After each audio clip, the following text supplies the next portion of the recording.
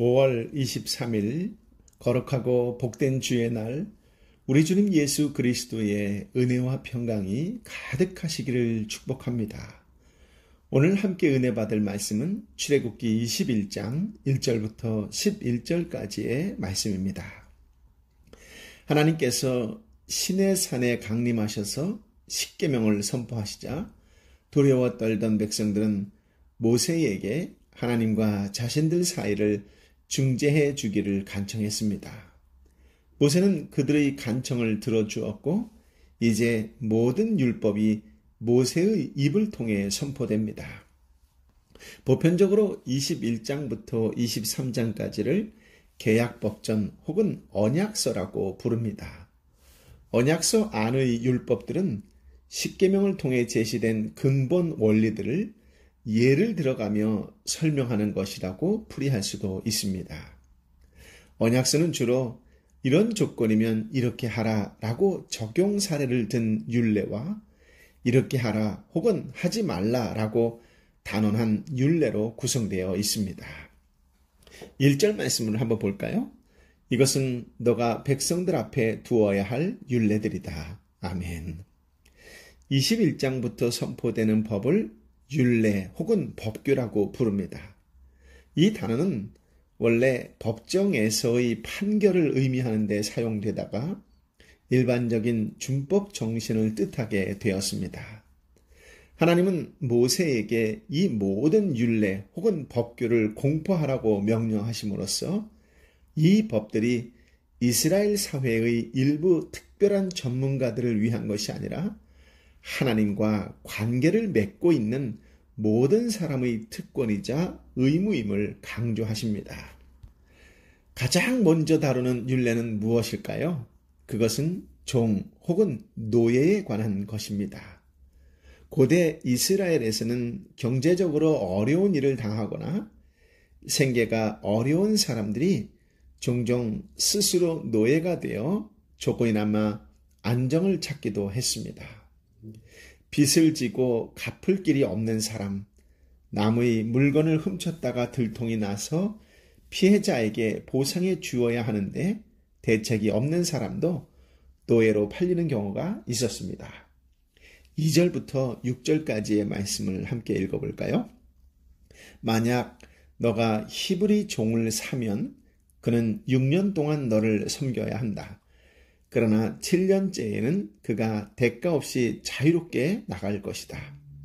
만약 그가 혼자 왔다면 나갈 때도 혼자 갈 것이요. 올 때 아내를 데리고 왔다면 아내도 그와 함께 나갈 것이다. 만약 주인이 아내를 짝지어 주어 아내가 아들이나 딸을 낳았다면 그 여자와 자식들은 주인의 것이요. 그 남자만 나갈 것이다. 그러나 그 종이 허심탄회하게 내가 내 주인과 내 아내와 자식들을 사랑하니 나가고 싶지 않다라고 하면 그 주인은 그를 데리고 재판장에게 가야 할 것이다. 또한 문이나 문기둥으로 데리고 나가서 그 귀를 송곳으로 뚫어라. 그러면 그는 영원히 그 주인을 섬기게 될 것이다. 아멘. 고대 근동 지역에서 노예 제도는 보편적이었고요. 노예는 대대로 주인의 소유물이었습니다. 한 번 노예는 영원한 노예였고 자식도 노예 신분에서 벗어날 수 없었습니다. 그런데 히브리 종은 6년 동안 섬기면 7년째에는 대가 없이 자유롭게 나갈 수 있었습니다. 이 율례는 종 혹은 노예 제도를 인정하는 것 같습니다.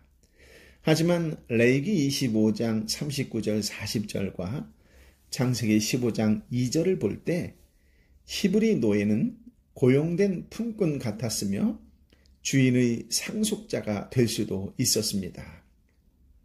사람을 노예처럼 다루는 일은 그 어느 시대에나 있을 것입니다. 인간의 이러한 악함을 아시는 하나님은 노예처럼 바닥 생활을 하는 사람조차 희망을 품고 일할 수 있도록 율례를 정하신 것입니다.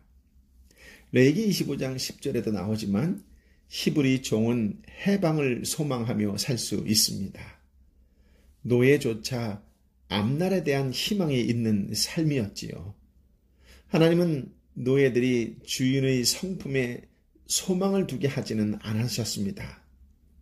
하나님이 주신 소망은 시시각각 변하는 주인의 심기에 따라 흔들리는 소망이 아니지요. 변함이 없으신 하나님이 소망의 대상이기 때문입니다. 신약 베드로전서 2장 18절 19절에도 까다로운 주인을 섬기는 종에게 하나님을 생각함으로 고난을 참도록 가르칩니다. 이 땅에서 성도는 한동안 노예처럼 비참한 생활을 할 수 있습니다. 그럴지라도 노예의 해방을 첫 율례로 두신 하나님을 생각해야 합니다.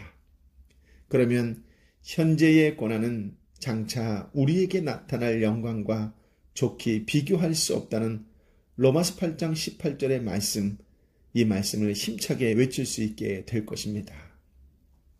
이전에서 제시한 기본적인 원리에 대한 세 가지 세부 사항을 더하고 있는데요. 첫째는 노예의 결혼 관계가 존중되어야 한다라는 점입니다. 홀로 들어왔으면 홀로 나가고 아내를 데리고 들어와 함께 노예가 되었다면 아내와 함께 나갈 수 있는 권리가 있습니다. 두 번째로 홀로 들어와서 주인의 배려로 가정을 일구었다면 가족들은 두고 홀로 나가야 합니다. 셋째는 6년의 봉사를 통해 자유를 앞둔 노예가 스스로 영구적으로 노예 신분을 자청할 수도 있습니다. 이때 노예가 이것을 선택할 때 그는 먼저 내가 내 주인과 내 아내와 자식들을 사랑하니 나가고 싶지 않다라고 선언해야 합니다.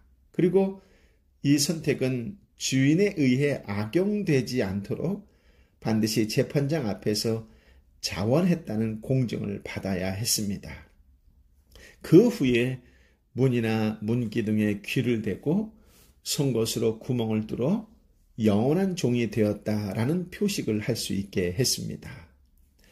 참고로 주인이 6년 동안 부리던 노예에게 자유를 줄 때는 어떤 조건도 제시해서는 안 되는 것입니다. 오히려 이 법과 유사한 신명기 15장 12절부터 15절의 말씀을 보면 떠나가는 노예를 위해 한 살림 준비해 줄 것을 권고합니다. 핵심은 배려이지요. 노예로 살던 사람이 자유를 얻는다고 해도 당장 먹고 살 대책이 없으면 다시 노예가 될 소지가 다분했기 때문입니다. 이러한 상황에서 해방된 노예가 예를 들어 어떤 장사를 해서라도 먹고 살 수 있도록 어느 정도의 재산을 챙겨서 내보내라는 것은 참으로 파격적인 배려가 아닐 수 없습니다. 그렇습니다. 성도는 근본적으로 자유인이지만 사랑 때문에 기꺼이 종노릇하는 일은 하나님 백성의 아름다운 선택이라고 갈라디아서 5장 13절은 기록하고 있습니다. 사랑에 종노릇하라. 참으로 귀한 말씀이 아닐 수 없지요. 7절부터 11절 말까지의 말씀을 함께 읽어보겠습니다. 어떤 사람이 자기 딸을 종으로 팔면 그 종은 남종처럼 자유롭게 나가지 못할 것이다. 주인이 자기가 가지려고 산 그 여종을 기뻐하지 않으면 주인은 여종을 속량해 주어야 한다. 그가 그 여종을 속였기에 이방 민족에 팔아 넘길 권리는 없다.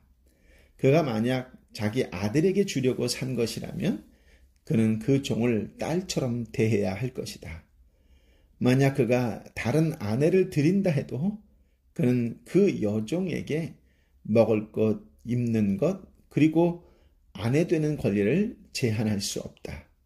만약 그가 이 세 가지를 여종에게 해줄 수 없다면 여종은 대가 없이 자유롭게 나갈 것이다. 아멘.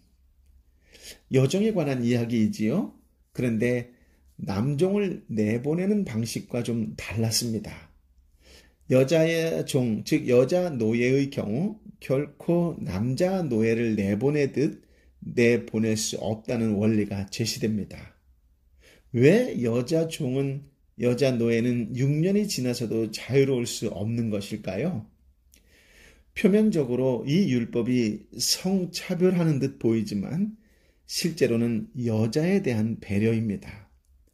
여자의 경제권이 거의 인정되지 않던 고대 사회에서 홀로 된 여자가 발붙이고 살아가는 것은 너무도 버거운 일이었고 집에서 버려지면 몸을 팔아 연명하는 일이 허다했습니다. 이 같은 사회에서 이 율법은 여자 노예가 최소한의 존엄성을 유지하도록 배려하는 것입니다. 실제로는 어떤 경위를 통해 노예가 된 여자에게 적용하는 규례인지 알 수 있지요. 즉 부모에 의해 노예로 팔린 여자에 관한 율법입니다. 고대 사회에서는 빈곤에 처한 부모가 딸의 미래를 보장하기 위해 부잣집으로 파는 경우가 종종 있었습니다. 이 경우 사는 자와 파는 자는 결혼을 전제로 합니다. 주인이 직접 아내로 맡거나 자기 아들에게 아내로 주기 위해 다른 사람의 딸을 사는 것입니다. 8절 보면 한 남자가 아내로 맡기 위해 여자 노예를 샀다가 그 여자와의 결혼을 포기할 경우 적절한 보상을 해서 친정으로 돌려보내라고 지시합니다. 결혼을 전제로 사들였기 때문에 결혼이 성사되지 않았다면 여자를 속인 것이 되므로 적절히 보상하는 것은 당연한 것입니다. 또한 어떠한 경우에도 이 여자를 이방인에게 팔아서는 안 됩니다. 왜냐하면 이방인의 여종이 되면 보호받을 수 없기 때문이지요. 여자 노예를 며느리로 삼기 위해 샀다면 그녀를 딸처럼 대해야 하는 의무가 있습니다. 또 한 남자가 여자 노예를 아내로 삼았다가 세월이 지나 더 이상 그녀를 즐거워하지 않고 다른 여자 노예를 아내로 구할 경우 남자는 첫 번째 아내에 대한 책임과 의무를 죽는 날까지 다해야 합니다. 그것은 3가지를 제시하고 있죠. 먹는 것, 입는 것, 그리고 아내 되는 권리를 보장하는 것입니다. 만약 남편이 이 3가지 의무를 꺼려할 경우 남자는 그 여자를 아무런 조건 없이 자유인으로 내보내야 합니다. 경제적인 논리가 적용되기 전에 인간의 존엄성이 존중되어야 하며 종으로 팔려왔을지라도 자존감을 박탈해서는 안 된다는 것이 이 법규의 취지입니다. 그러므로 이스라엘의 노예법, 특히 여자 노예에 관한 법은 착취와 억압이 아니라 노예의 인권 존중과 권리 수호에 초점이 맞추어져 있다라고 볼 수 있습니다. 노예 신분으로 출발했지만 결혼을 통해 가족의 구성원이 되었으니 그녀가 누릴 수 있는 모든 법적인 권한을 보장하라라는 의미로 해석할 수도 있습니다. 당시 사회에서는 매우 파격적인 법이지요. 지금 우리 시대에 가장 시급한 것은 무엇이라고 생각합니까? 저는 사랑과 배려라고 생각합니다. 하나님의 사랑과 배려가 저와 여러분의 성품이 되기를 예수님의 이름으로 축복합니다. 아멘. 아버지 하나님, 사랑하는 나의 아버지 하나님, 참으로 귀한 말씀, 생명의 말씀을, 지혜의 말씀을 허락하여 주시니 감사합니다. 이 땅에 살면서 비록 나도 연약하고 능력이 부족하지만 그럼에도 불구하고 더 연약하고 약한 자를 긍휼히 보고 선대하는, 무엇보다도 이해하고 배려하는 자로 살아가라는 예수님의 좋은 성품을 볼 수 있는 말씀을 허락하여 주시니 감사합니다. 지난 삶을 돌이켜 볼 때에 정말로 배려하는 삶이었는지, 배려하는 삶이라면 진정 그는 하나님을 소망하며 살아가는 믿음의 사람이라고 확신합니다. 하나님에 대한 믿음, 주님을 통하여 확신을 갖게 되는 소망의 사람이 되었으니 어떤 상황, 환경 속에서도 그리스도의 향기로서 배려하는 자로, 이해하는 자로 살아가는 복된 구원과 은혜와 축복의 통로의 삶이 되게 하여 주옵소서. 거룩하고 복된 주의 날, 누구를 위하여 어떤 사랑을 나눌까를 한 번 더 묵상하는 가운데에 따뜻하게 품고 한 번 더 이해하고 한 번 더 배려하는 그런 신실한 주님의 사람으로 살아가는 따뜻하고 포근한 주의 날이 되게 하여 주옵소서. 주께서 주시는 이 말씀에 힘을 얻고 용기를 얻어 한 주간도 이해하고 배려하고 존중하는 그런 그리스도의 사람으로 살아가는 한 주간이 되게 하여 주옵소서. 주님, 거룩하고 복된 주의 날, 육신의 연약함으로 찬양 가운데에, 기도 가운데에, 예배 가운데에 있는 형제와 자매를 긍휼히 여겨 주옵시고 한 번 더 어루만져 주옵시고 마음의 진정한 평화와 평강을 허락하여 주옵소서. 경제적으로 너무나 힘들어 아파하는 형제와 자매를 불쌍히 여겨 주옵시고 주님께서 산 소망이 되시오니 다시 한번 말씀으로 소망을 품고 힘을 얻게 되는 거룩하고 복된 주의 날이 되게 하여 주옵소서. 언제나 받아주시고 품어주시고 사랑으로 베풀어 주시는 주님을 찬양합니다. 주님을 믿습니다. 오늘도 예수의 이름으로 선포하며 나아갈 때에 큰 용기를 얻고 큰 위로를 얻고 큰 은혜를 경험하는 성령 충만한 날이 되게 하여 주옵소서. 예수의 이름으로 해결될지어다. 예수의 이름으로 열릴지어다. 예수의 이름으로 치유될지어다.